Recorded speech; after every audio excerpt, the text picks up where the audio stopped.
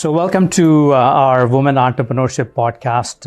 As I've spoken earlier in my narratives about 2022 is going to be the year of women entrepreneurship. We've seen a lot of growth in the last 2 years with pandemic and lockdowns and the success of a lot of women entrepreneurs leveraging the power of online and digitization.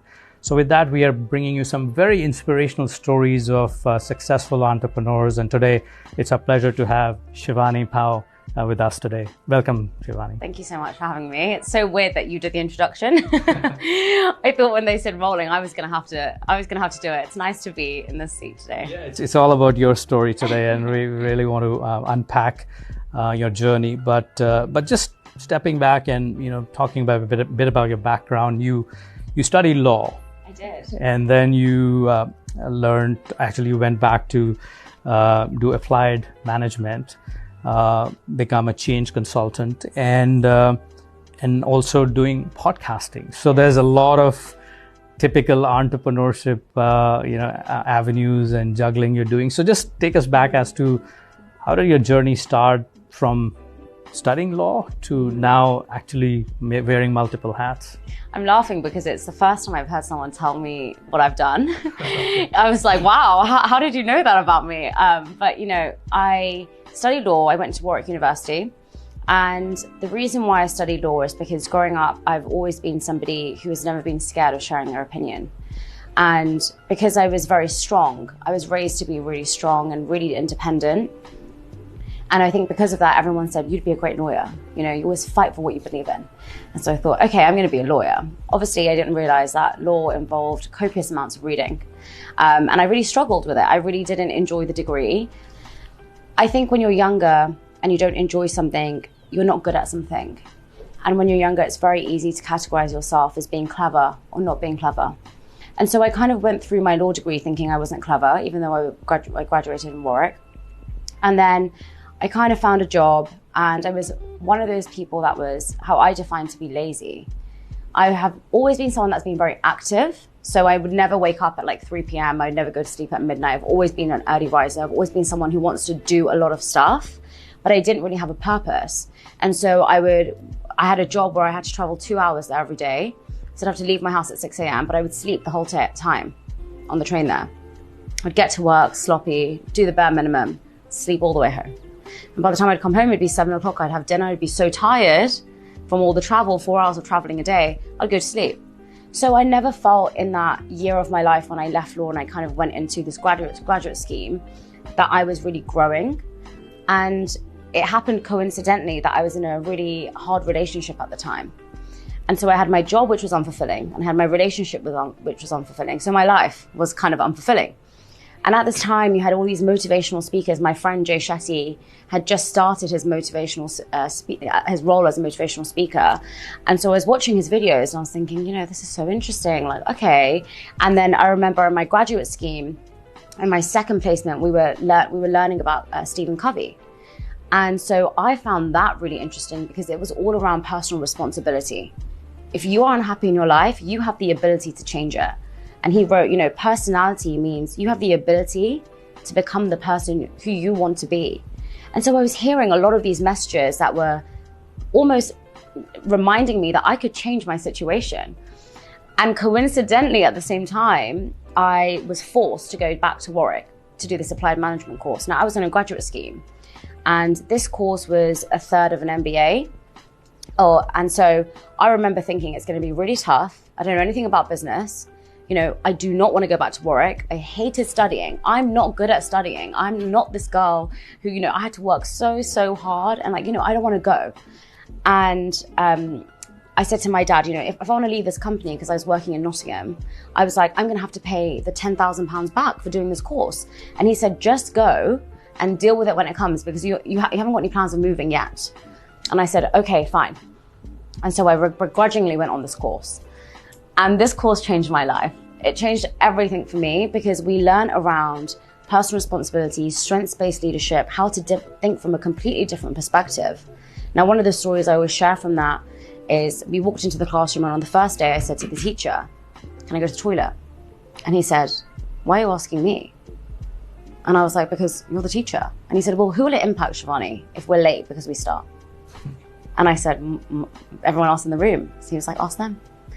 And there was so many moments like that where you just learn things from a totally different perspective, and you see all your blind spots that, you know, in school you have your teacher who's the authoritative figure, and when you're at home it's your parents, and when you go into university it's your lecturer. When you go into work, you're expected to have an adult relationship. You're not meant to have a parent-child relationship. And so I was learning all of these things, and as you can see, because I'm rambling, I was very passionate about them, and I found them so interesting. And then again, coincidentally, all these things that happened in my life very coincidentally. My auntie, Rashma Sojani, was at the time the CEO and the founder of Girls Who Code. And she was on a book tour in London, and she'd written the book Brave Not Perfect. Now, I had met her one time when I was 5, and my mum said to me, you know, Shivani, we're meeting her for lunch, why don't you come? And I said, no, I had a photo shoot that morning, and I said, I'm gonna be tired. And she said, if you're in London, just come. And I said, oh, fine, again, begrudgingly, like, fine, I'll come. And as I went there, I felt so inspired by this woman because she was Indian. She was so strong, she was so independent, and she was incredibly successful. And I hadn't actually seen a woman like that before.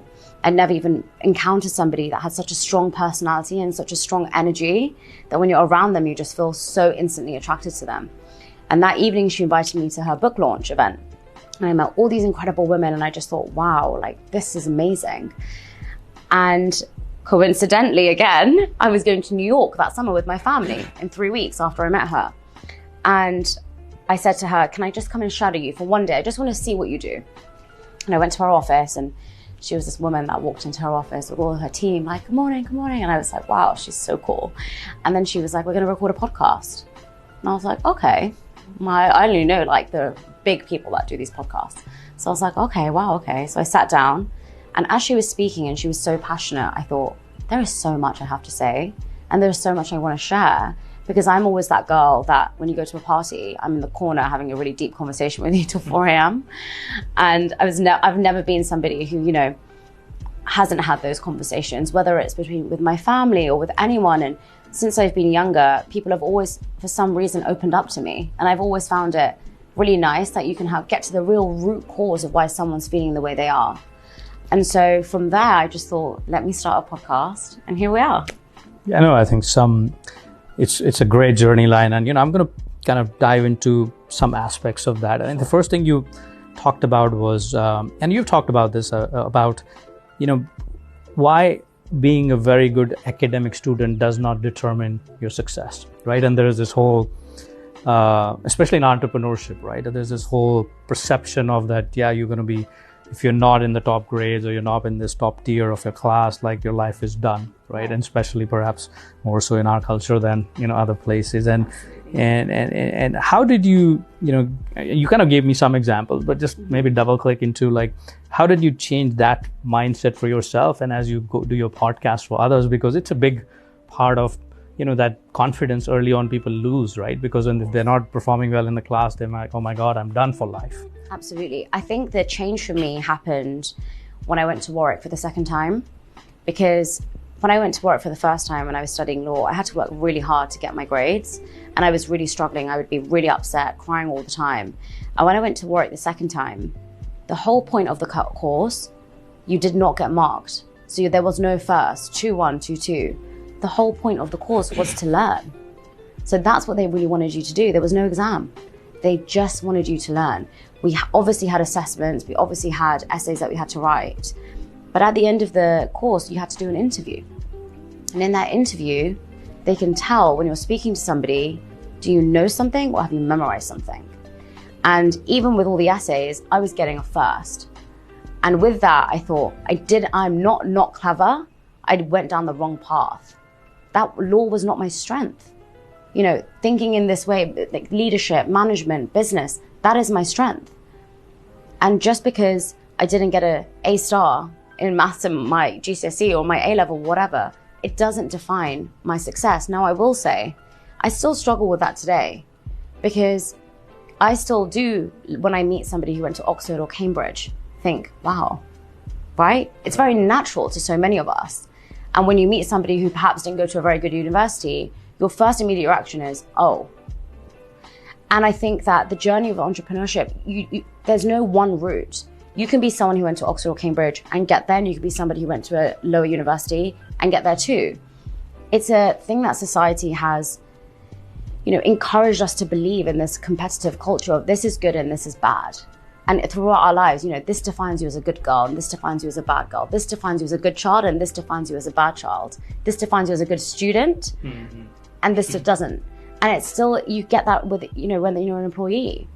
And so from my perspective, it's something that I have to constantly work on to think, now that I'm seeing myself go into different markets and I'm seeing my strengths in different ways, that I'm successful in these fields. I'm never going to be successful in every field, and neither is anyone else. So being clever is really subjective, and it's really unique, and it's really defined by who we are.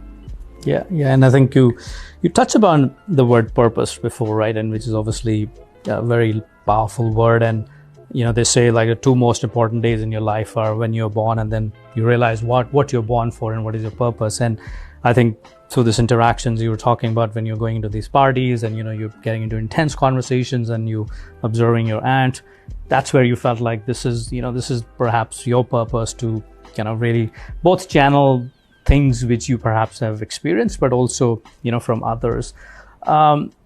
Explain to perhaps other women entrepreneurs who are thinking they're on the kind of borderline to do something, the importance of purpose. Because see, what happens is a lot of entrepreneurs start something, but a lot of them don't start with a purpose, right? They just go for it because it's commercial. Yes. And then sooner or later, you may make money, but you feel miserable. Absolutely. And so how did you A, discover your purpose, and B, how do you incorporate that on your day-to-day life when you're putting these podcasts out? I think people think that there's this one trick wonder to finding your purpose. You read one book. You do one thing. I've done a lot of things in my life. One of the things that I touched on was modeling. And I felt that I really wanted to do that at one point. And then very quickly I realized I didn't want to do it. And I was making a lot of money from it, but I was deeply unhappy. I wanted to go traveling. And at one point I thought, I just want to travel the world and I want to live in Bali and I want to have no shoes on all the time and, be a hippie. And then I was like, actually, no, that's not what I want. There's a lot of things that you figure out what you do want and what you don't want by starting and by trying. And one of the books that I read, and it's really funny you asked me this question, I was having this conversation with someone last week and they said, you touched upon typical entrepreneurship barrier people face, right? They start something, but like, okay, am I going to be able to make money or not? And important to balance that journey out, which is what we call moonlighting, right? Okay, you're doing something during the day, which is really paying the bills, but as you're getting more and more confidence, you kind of go more faster. I'm going to talk a bit about, when you are in this stressful world of doing multiple things, right? To stay grounded. And I'll tell you another thing about yourself, about, the three things you do, I think is about gym, temple, and podcast listening, right? So just tell our audience about why is it important? Because a lot of time people get lost in what I call the treadmill journey, right? You're just running fast and you're just trying to get to your goal and you forget where you need to be grounded to keep yourself happy, because if you're not keeping yourself happy, you're not being successful as an entrepreneur in your life, anything, right? I think it's important to really identify things that are really core to you and things that really make you happy and things that are non-negotiable. So previously, I used to wake up at 5 every day and go to the gym. Since coming back from LA, which is around 2 months ago, I quit the gym. And that was because I was moving into London and I joined a gym in London and I thought, I'm gonna just do that. I didn't move into London and now I am struggling to wake up and go to the gym in London because I work from home. But I've shifted that and I go for a 1 hour walk every single lunchtime. And that's something that I do every single day. And during that, I listen to my podcast because I know that for me, the greatest feeling is when I feel inspired. And that is the reason and my purpose that we spoke about before of me starting this podcast. The reason for me to do it was because when I felt inspired, I felt so uplifted, I felt so motivated, I felt so energized. And I really wanted to provide that to other people too. And so I have these non-negotiables in place because if I don't feel inspired, and I don't wake up every day smiling and happy and so excited. Most days I'm like, oh my God, how am I going to cope? And one of the things that I really do is I make sure that when I go for that walk, I don't call anyone, I don't look at my phone, and I just listen to a podcast about something I'm dealing with that day, whether it's stress, anxiety, tension, worry, whatever it is. And I find a podcast that suits me, and then I try and overcome it. A lot of the time I also do this, and it's going to sound a bit crazy, I pause podcasts and I pretend that I'm speaking on one myself.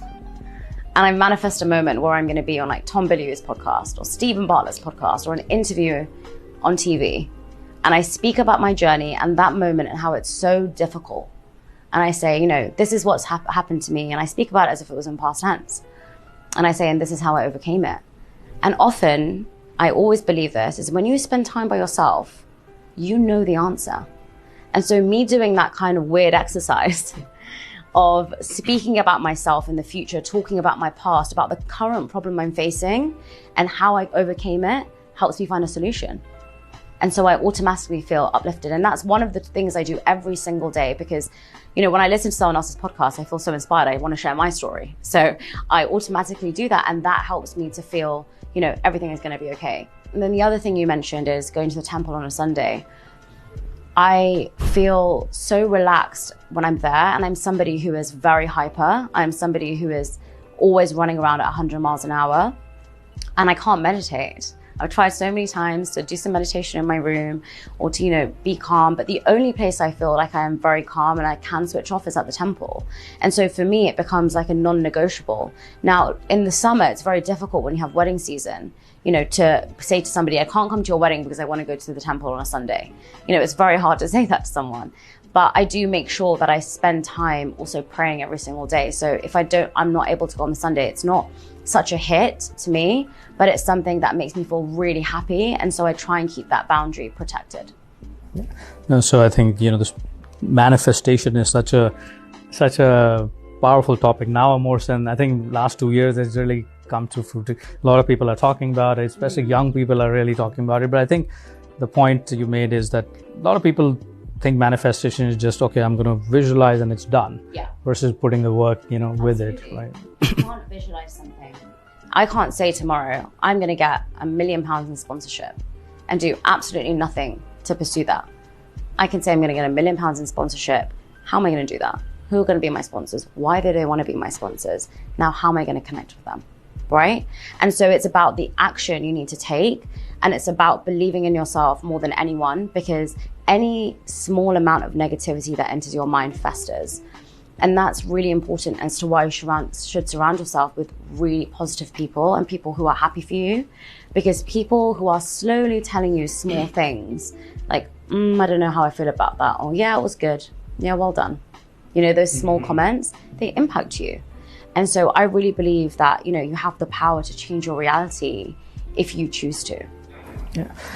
So let's shift to a bit, you know, technology, digitization, obviously, I think the world of podcasting and even things you do perhaps around being, you know, change consultant, right? I mean, how have you, I guess, experiment into using technology? Because it's like a vast ocean, right? I mean, there's no end to it and people get too overwhelmed because there's nothing like I've done it, right? It keeps changing every 6 months. How was your kind of, I would say, initial, because again, it's a barrier to entry for a lot of people because they're like, oh my God, I don't know how to use, you know, the social media handles, websites and so on, right? I would like to say that I'm the least techie person ever to cross this world. Like, I have never been somebody who's loved computers. I'm still, you know, asking my brother to help me with absolutely everything. And I think one of the biggest barriers to starting a business now is people feel the same way. So, and I think a lot of women feel that they weren't taught on how to use technology. One of the things I find really frustrating is this idea of gender roles of like, women are good at this and men are good at that. And so growing up, it was always like, let your brother do the tech stuff and you help in the kitchen. And so a lot of women, from my own experience, have had that same experience of not being comfortable and not being involved in kind of the growing technology aspect. Now, a lot of us have phones, a lot of us have computers, so we are all facing, you know, we are all working with technology every single day. But for me, when I started, I had to obviously create a website. So one of the things that came out of coaching is I started coaching small businesses. And for that, I said, okay, I need to create a website. And I only knew about GoDaddy because Rashma, in one of her talks, talked about GoDaddy. I had no idea who they were. I was like, what does that even mean? And I remember going on the website and you had to buy your domain and it was like 1p. And I was like, this is weird. This is a scam. Obviously, you can't buy a website for 1p. And everyone was like, no. GoDaddy is legit. So I was like, okay. So I bought my domain. And I bought shivanipow.com and shivanipow.hotmail.com, all these domains. And then I thought, okay, now what? And you kind of, I think the scary thing about something is starting. But when you actually start and when you actually look into it, it's not that scary. So when I went onto the website and I found my domain, it has an option. Do you want to create a website? Do you want to have a call with somebody? Do you want us to create a website? And there's so much knowledge out there right now. You know, you can honestly go onto YouTube and find a video that says, help me create a website on GoDaddy. Help me create a website from start to finish. And it will show you that. And I think for so many people, they don't see that there's that opportunity. They're just so scared because you think you have to have a website developer and you need to have somebody who's going to manage it and you need to have someone that's going to add on subscriptions and you overcomplicate everything for yourself so much. And I remember I did mine in one day. I mean, it's not the best website in the world, but it was something that I did. And once I completed it, I thought, well, now I can be even better. Because once you do something once and you think that wasn't that hard, you want to know how you can improve it. So I think if people are at home watching or listening to this are struggling with that concept of, you know, I'm not good at this and I don't know where to begin, it's just start. Just honestly go on YouTube, type in a video about what your concern is, and there will be somebody there that will be able to help you. Yeah, you're a perfect brand ambassador for website creation. But I think you're right. I think it's just become a lot more simpler than what people used to perceive to be, because it was like, oh my God, I got to, it's the overhead cost now I have to do it. But it's, and now it's so, you can integrate with your social media handle. So everything is, one content. You touched upon a bit about, failures and vulnerability, right? And I in your podcast, I think you touch upon a lot of interesting topics, whether it relates to culture, growing up in Asian families, even about how looks perceive you to be successful or not, right? And what you think is, something which was about you when you were a child versus what you are, all those things, right? I mean, for a lot of young women who are thinking about just venturing into this journey, right? I mean, what would you say about dealing with failure and vulnerability? Because they're very critical topics, but a lot of times we just don't want to address them publicly, right? Because it's considered like, okay, I'm going to be only vulnerable with people I'm comfortable with, or I'm not going to celebrate failures because it's, especially in our culture, it's perceived to be, oh my God, you failed. So, you're this side of the aisle versus the other. I think something that everybody needs to hear, which is a bit of a harsh truth, is you will fail in one element of your life at something. And we all fail in different elements of our lives, in different stages of our lives. And at no point does anyone escape it. So if there is somebody that is judging you for failing, then that's on them and it's not on you, because we all fail. And so being vulnerable about that and sharing that can only help somebody else. And those who criticize you for being vulnerable shows an insecurity on their behalf and not yours. If you're sharing to complain, if you're sharing to ask for sympathy, if you're sharing to, absolve that personal responsibility, that's very different. If you're sharing something and you're being vulnerable because you want to help someone or you want to inspire someone and someone else criticizes you for that, for me, that will never impact me. I've shared on my podcast so many times around, and we've mentioned in this conversation about not being the best in school. Right. I'm sure 5 years ago, if you asked me to do that, I'd be like, no. I wouldn't go out of my way to tell people I was the best, but I just would ignore that. But when I shared that, I had so many messages from not only children in university, but from parents that said, there is such a pressure on my child, from my friends, and from people in the schools that feel that education is the only way to success. And I want my child to become a chef. I want my child to become an artist. They're so amazing in these fields. But other mums are judging me because they're asking me what school my son is going to, and it's making me feel really inadequate. And so if you're sharing something and you're being vulnerable about yourself, it's only going to help somebody else. And if you're worried about the people that are going to be criticizing you, it's just because they're facing that insecurity within themselves, and it's got nothing to do with you. Yeah, no, I think it's a very powerful point because, this whole pressure of a certain path which is already predetermined before you're even born, right? For Yes. kids, is scary because, the kids have their own gift they get from God, and whether it's music or chef or whatever, right? I mean, how do you kind of have them pursue, especially I think in our culture? I think it's changing a bit. I think with Yes. more parents looking at it like, okay, we just want our kids to be happy. I think COVID has helped a bit people to understand the importance of happiness versus just making money or being rich. Your venture now, as you look forward, right? I mean, obviously, unit of one, you started, and I think, every entrepreneur is, okay, I'm just going to get one viewer first or somebody to listen first, and then maybe 10, then 100, thousands. And then, of course, sky is the limit.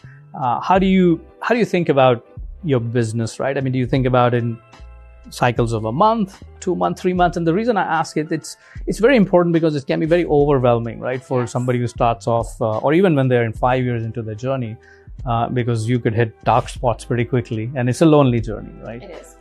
It's really hard. I think when I started, I just thought I had 2 episodes recorded. And I just thought, I'm going to release them. And when I released the first episode with Mira Manik, we were number 10 in the UK charts. And I thought, obviously, this is a scam. This is fake email. And I remember asking somebody, and he was like, no, you've made it into the top 10. And I thought, oh my God. And he said, what I think you should do is release 1 episode every week, because I was going to do it bi-weekly. I only had 2 episodes. So I said, okay.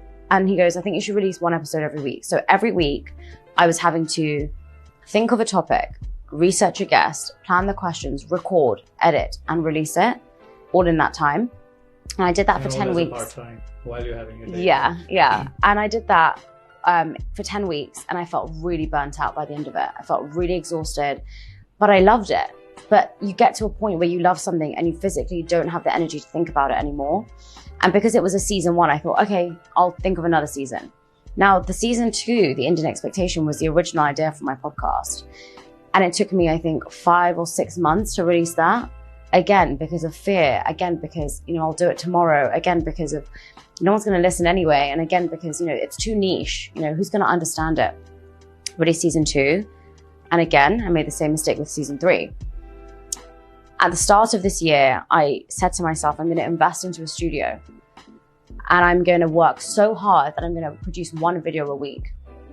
Last month, I felt I was really burning out. I was really exhausted. And my profiles have grown so much in the last month, just from me being really consistent. And I thought to myself, how am I going to do this? Like, what am I going to do? And through the podcast, I've also started doing these workshops with companies. So we do these corporate workshops. We talk about goal setting and mental health at work, and how we can, all those Warwick principles about strengths-based leadership, and how we can create a culture that is going to be compatible for each company. It's going to be collaborative and accountable to one another. I started doing these workshops because I'm really passionate about them. But at the same time, I realized in 1 week, I'm having to edit 6 clips. I'm having to upload onto 4 platforms, and I'm having to record the podcast, and I'm also having to do my full-time job. So what do I need to do? Now, I haven't been too much of I'm still a bit of a coward because I haven't left my job. But, That's not a coward. That's smart. But I have found an editor, which is a lot of money. When I think about how much money I spend on my podcast for the studio and then for the editor, it's a lot. And a lot of people question as to why I do it, because why would you spend a significant amount every month to do something that you're not making anything from? And it's because I truly believe that one day it will. And I truly believe that when the time is right, it will come. And so it's very important to plan ahead for the 8 months, 10 months, 1 year, whatever. Like, I know until the end of the year, and I've given myself different timelines, and I've given myself different timeframes in which I need to achieve certain things by. But I know until the end of the year is when I've promised myself that I will upload 1 video a week.